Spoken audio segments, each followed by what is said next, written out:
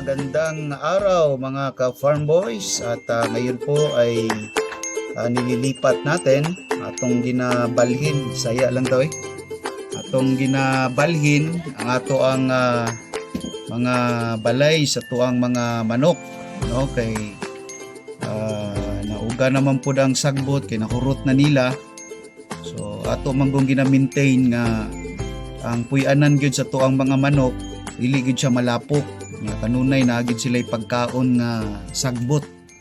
Mao nang kinikita ninyo brown na, yuta na siya, so pasabot wala nay matuka nga mga sagbot ang ato ang mga manok. So mao ni siya ang atong mga manok nga paingunay ni sa RTL, paingunay ni siya sa ato ang RTL, himuuno natong mga breeders.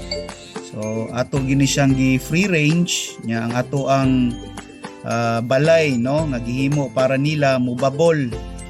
Okay, dako-dako man ni ato ang area. So pag medyo wala nay sagbot na ibalhin na pud nato na para kada adlaw gyud dili gyud lapok ang ilahang lugar.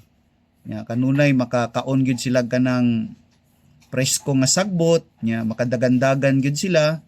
So mao gini nga free range gyud ang ato ang mga manok. Kita naman ninyo, healthy kaayo sila, no? Healthy kaayo.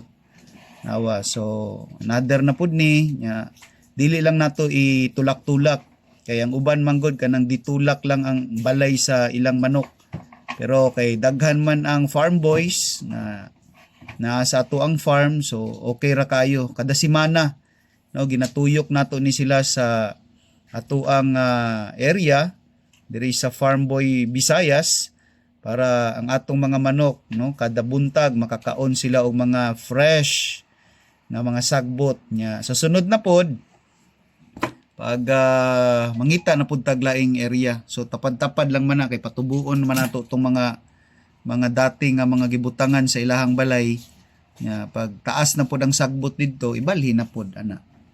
So ana gyud kay para healthy kayo, no, ang atong mga manok diri sa Farm Boy Visayas. So kung ang uban sa inyo interesado nga mupalit sa tuang mga himuonon nga mga RTL, no, nana ni sila sa 5 to 6 months. Ang uban ganiya ni bag-o lang gi-pull out kay pwede na pud sila, no, para sa tuang breeders. Na healthy kayo, dagandagan gyud ang atong mga manok.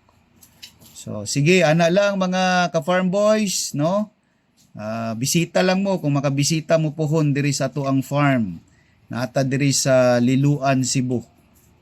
Maayong adlaw sa tuang tanan. Enjoy.